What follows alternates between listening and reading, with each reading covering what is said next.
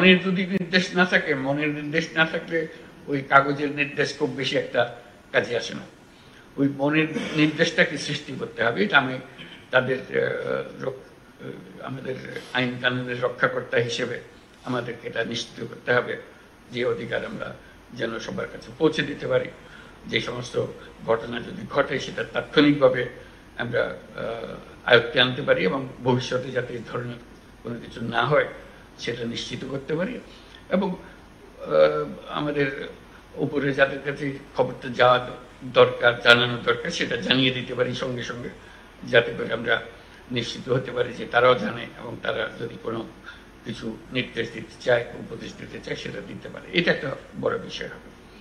আর এমনিতে এখনকার পরিস্থিতিতে যেটা বারে বারে আসছে, আমাদের নজরে আসবে, তোমাদেরও নজরে আসবে, সবার নজরে আসবে, সেটা হলো দ্রব্যমূল্য। দ্রব্যমূল্য একটা বড় ইস্যু। এখান থেকে চেষ্টা হচ্ছে কিভাবে এটাকে আয়ত্তে আনা যায়। এখন আয়ত্তে আনার সুযোগ আরো বেশি সৃষ্টি হয়েছে, আগের চেয়ে অনেক বেশি সুযোগ সৃষ্টি হয়েছে। সেই সুযোগটাকে ব্যবহার করে যাতে এটা আমরা প্রতিযোগিতার মধ্যে থাকি। আমরা যেহেতু অনেকগুলো জেলা এর সঙ্গে আজকে জড়িত আছি, আমরা একসঙ্গে কথা বলছি, নিজেদের মধ্যে একটা প্রতিযোগিতা করা যে আমার এখানে আমরা ঠিক রাখতে পেরেছি, আমরা একটা বাহবা দেবো যে মুখ জেলাতে খুব সুন্দরভাবে তারা করতে পেরেছে, এবং আমরা সেটা নিশ্চিত করবো যে সেটা রিকগনাইজ হয়, যেটা খাটিয়ে সব বুদ্ধি যে উপর থেকে আসতে হবে এমন তো কথা নাই। উপরের বুদ্ধির চেয়ে আমার বুদ্ধি কোনো অংশে কম না, বরং অনেক অংশে বেশি, যেহেতু আমি পরিস্থিতির মুখোমুখি। তারা তো পরিস্থিতির মুখোমুখি না, আমি পরিস্থিতির মুখোমুখি। আমি এটা যত সুন্দরভাবে বুঝি, যে সুন্দরভাবে এটাকে আমার মতো করে গুছিয়ে আনতে পারি, তারা অত সুন্দরভাবে আমাকে সেই নির্দেশ দিতে পারবে না যেটা আমি পারবো। কাজে সেইটা গর্ব অনুভব করা যে আমি এই পরিস্থিতির মধ্যে আমি সবচেয়ে সুন্দর রেখেছি। এই মাসেও সুন্দর রেখেছি, এই মাসও পেয়েছি, সামনের মাসে, পরের মাসও পেয়েছি। আমার কাছে একবারে স্ট্রেট এ, আমি স্ট্রেট এ যা, আমার কাছে এটা এসছে, ভালো এসছে। আর একজন যে ডি পেয়ে গেল তার কাছে খুব খারাপ লাগবে যে আমি কেন ডি পেলাম, কোথায় কোথায় ওরা এ পাচ্ছে, আমি ডি পেলাম কেন। একটা প্রতিযোগিতা হবে, ফুর্তিও লাগবে, এবং দেশেরও কাজ হবে। এই একটা শ্রেণী বিন্যাস যদি করা যায় মাসে মাসে নিজেদের, এটা খুব ভালো হয়। এটা প্রত্যেক বিষয়ে, এই যে দ্রব্যমূল্যের বিষয়ে যেমন বললাম, আমার দ্রব্যমূল্যকে আমি এতে রাখবো। কোন কোন জায়গাতে আমার মার্ক কমে যেতে পারে সেটা দিকে খেয়াল রাখবো, যে এটা যেন না কমে, সামনের মাসে যেন আমি এ পেতে পারি থাকি। এবং আমি বুদ্ধি বের করবো। এটা শুধু যে এ বি জন্য অপেক্ষা করে বসে থাকবো তা না, আমি বুদ্ধি বের করবো যাতে আমি সামনে এবার এই পেয়েছি, সামনে এ প্লাসে চলে যেতে পারি। এটা আমার গৌরব। এটা কেউ আমাকে রেকর্ডে দেখাচ্ছে কিনা আমি জানি না, কিন্তু এটা আমার গৌরব যে আমি যখন ছিলাম এই মাসে যে কত মাস ঘুরেছি, আমি অন্যদের চেয়ে ভালো করেছি। এটা আমার একটা সৃজনশীলতা আমি প্রকাশ করেছি, আমি আমার সহকর্মীদের নিয়ে উদ্বুদ্ধ করতে পেরেছি, আমি আমার তথ্যগুলো সংগ্রহ করা, ক্লাসিফাই করা, এটা সুন্দরভাবে করতে পেরেছি। এটা আমার গৌরব, ব্যক্তিগত গৌরব, নিজের কাছে ভালো লাগে। রাত্রে ঘুমাবার সময় মনে হয় আমার কাজটা ঠিক মতো করতে পেরেছে, এটুকু করা। কাজে দ্রব্যমূল্যের উপরে বিশেষ নজর দেওয়া আমাদের খুব দরকার এখন, যাতে করে আমরা জানি যে এটা কোনো রকমের অসুবিধা হচ্ছে না আমাদের কাছে, এবং এটা আমরা উপরের দিকে নিয়ে যেতে পারছি। এটার উপরে জোর দেওয়ার জন্য অনুরোধ করছি।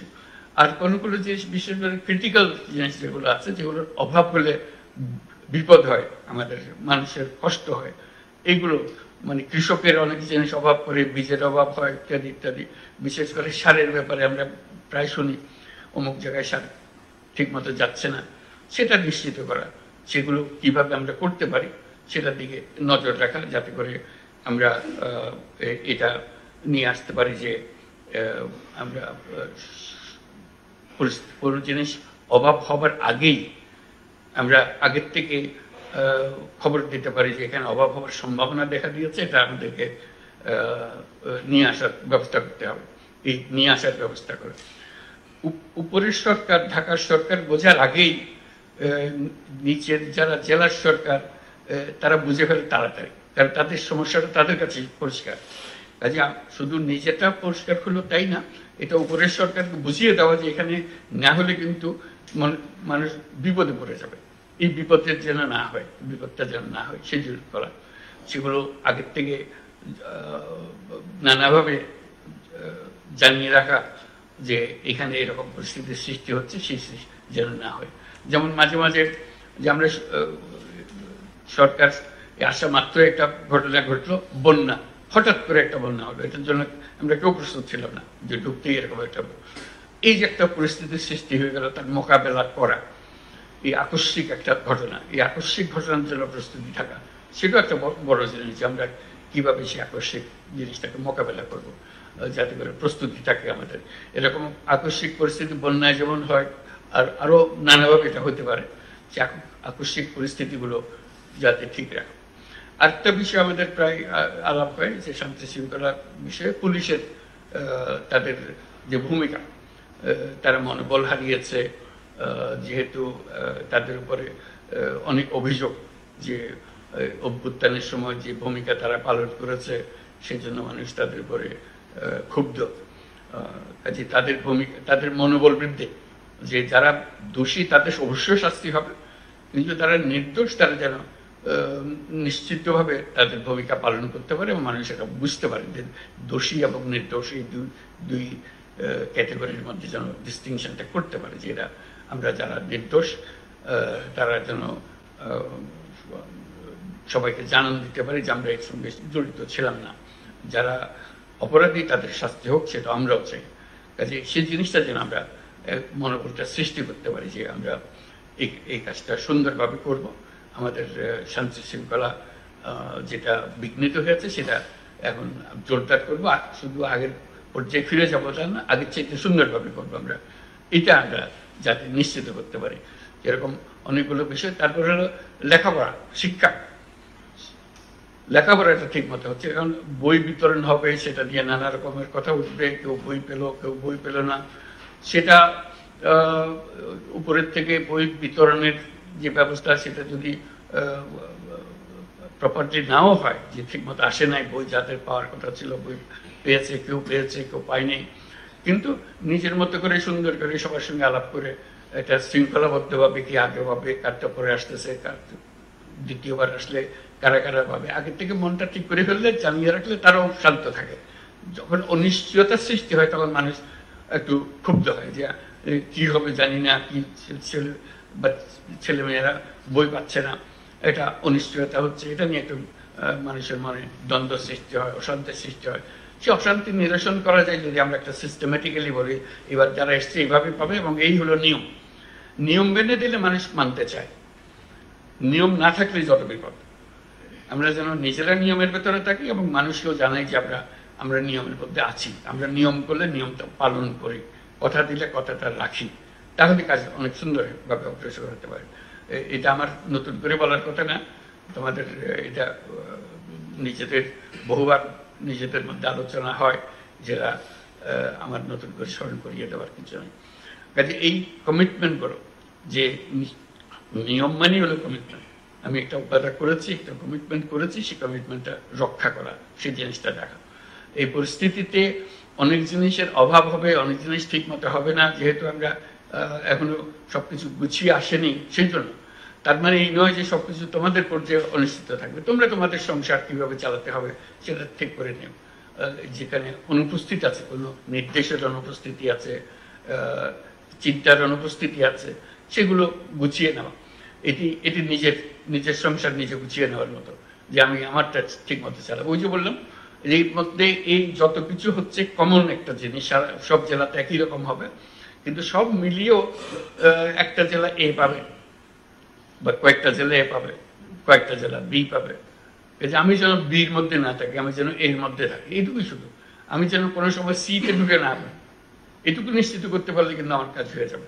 কি কি জিনিসের অভাব আছে এবং উপর থেকে সেটা এখনো দেখা যাচ্ছে না, তারা কিছু বলছে না, আমি বিনীতভাবে তাদেরকে স্মরণ করিয়ে দিতে পারি যে একটা জিনিস করলে কিন্তু ভালো হতো, আপনারা একটু খেয়াল করেন, এই কথাটা বললে তাদেরও মনে হবে তাই তো, এরা তো আমরা খেয়াল করিনি, এটা খুব সুন্দর কথা বা খুব একজন ন্যায্য কথা, এটা তো এখনই করা দরকার। আমরা শুধু একটা নির্দেশ দেওয়ার ব্যাপার, একটা সার্কুলার দেওয়ার ব্যাপার, একটা নীতিমালা প্রণয়ন করার দরকার ইত্যাদি। এই জিনিসটা স্মরণ করিয়ে দেওয়া কিন্তু একটা মস্ত বড় কর্তব্য, এই কর্তব্যটা আমরা পালন করতে পারি। শুধু যে তারা যাটা দিল সেটা মানছি তা না, আমরা তারা যারা দিচ্ছে সেখানে আর একটু সংশোধন করলে আরো সুন্দর হতো, এই কথাটা বলা যায়। এটা না বলার কোনো কারণ নেই। কেউ এটাতে মন খারাপ করবে যে আমি বললাম তুমি আমার কথার উপরে কথা বলো, এটা কি দুঃসাহস তোমার, এই কথা বলে আমার মনে হয় না। যদি একটা সঠিকভাবে প্রস্তাবটা আসে, কথাটা মনে লাগে, তাহলে এটা করবে, গ্রহণ করবে, আবার সন্তুষ্ট হবে যে এই চিন্তা করে জিনিসগুলো দেখে। আমরা যেটা বলছি আমাদের কথাগুলো তো বুঝেছে, তার সঙ্গে যে কথাটা ফাঁক থেকে গেছিল সেই ফাঁকটাও সে পূরণ করে দিয়েছে খুব সুন্দরভাবে। এটা সবাই আনন্দ পায়, যেহেতু কাজটা হওয়াটাই হলো আমাদের সবার উদ্দেশ্য, লক্ষ্য। আমরা যেগুলো করতে চাচ্ছি, অনেক জিনিস, অনেকগুলো প্রকল্প আছে, প্রকল্পগুলো কিভাবে শেষ করা যায়, শুরু হয় শেষ হয় না, এগুলো পত্রপত্রিকাতেও আছে, সবসময় দেখা যায় নিজের এলাকায় কি আছে কোনটা, একটু মনোযোগ দিলে হয়তো সেটা হয়ে যায়। কিন্তু যেহেতু আমি আর মনোযোগ দিচ্ছি না, ওই পড়ে আছে তো পড়ে আছে। উপরওয়ালার একটা ক্লিয়ারেন্স দরকার ছিল, সেটার ব্যাপারে লেখাও হয়নি, কথাও বলা হয়নি, কাজে ওইটা কোনো নির্দেশও পাইনি, কাজে ওইটা অসম্পূর্ণ রয়ে গেছে। ওরকম যেন না হয়, পরিমাণ কমে। ওই আবার যে কথাটা বলবো যে যত কিছুই করি না কেন, সবকিছু মিলে যত জেলা আমরা আছি তার মধ্যে আমার জেলা যেন A+ থাকে, আমি যেন C- চলে না যাই, আমি যেন B-তে পড়ে না যাই। আগে A-তে ছিলাম, A+ ছিলাম, এখন B- চলে এসেছি। এইটা কোন দিকে আমি ঘাটতি করলাম, এটা যেন না হয়। এটা নিজের আনন্দের জন্য আমি বলছি যে এটা এমন জিনিস না কেউ এটার জন্য কাউকে শাস্তি দিতে যাচ্ছে, কিন্তু নিজের আনন্দ যে আমরা নিজেরাই এই শ্রেণী বিন্যাস করতে পারি। এটা কারোর জন্য অপেক্ষা করতে হবে তারও দরকার নাই, নিজের আনন্দের জন্য এটা করা। আমি কোথায় আছি, আমার নিজের শখ অনুসারে আমি দেখবো এটা আমি কোথায় আছি, সেটা বের করা। আর উপর থেকে যদি কেউ করে দেয় আরো ভালো, যে হ্যাঁ এইভাবে হয়েছে, এটা আমরা ইনফর্মালি করছি, কাজে এটা এমন জিনিস না এটার জন্য কারো জবাবদিহি করতে হবে, এমন না। তো শান্তির জন্য মনের, যেমন আমরা মাঝে মাঝে পুরস্কার দিই, এটা এই নয় যে অন্যদেরকে আমরা মনে করলাম যে তোমরা খারাপ করেছো, সেটা না, এটা আউটস্ট্যান্ডিং হয়েছে, সেজন্য আমরা তাকে একটা রিকগনিশন দিই, এই জাতীয়। কাজে ওই শ্রেণীবিন্যাসগুলো যদি করতে পারি তাহলে দেখা যাবে যে অনেক জিনিস আমাদের কাছে পরিষ্কার হয়ে যায়, যে কে কোন দিকে মার্ক কম পাচ্ছে, কি কোন দিকে মার্ক বেশি পাচ্ছে, কি কি জিনিসের উপরে আমরা অ্যাটেনশন দিলে সেগুলো হতে পারে, সেগুলো দেখা। এইগুলো মিলেই আমার যা বলার, আমি প্রথমবারের সুযোগ হলো, আগে কোনোদিন এরকম সুযোগ পাইনি সবার সঙ্গে বসার এই পর্যন্ত। আজকে সুযোগ পেলাম, কিছু কথাবার্তা বলে গেলাম। তো আমার মূল কাজ হলো তোমাদের কাছে কিছু শোনা, কি হলো, কিভাবে অগ্রসর হওয়া যায়, সামনে আমাদেরকে অনেক কাজ করতে হবে, এগুলো যেন আমরা সুন্দরভাবে করতে পারি। সবাইকে ধন্যবাদ দিয়ে আমি এখানে শেষ করছি।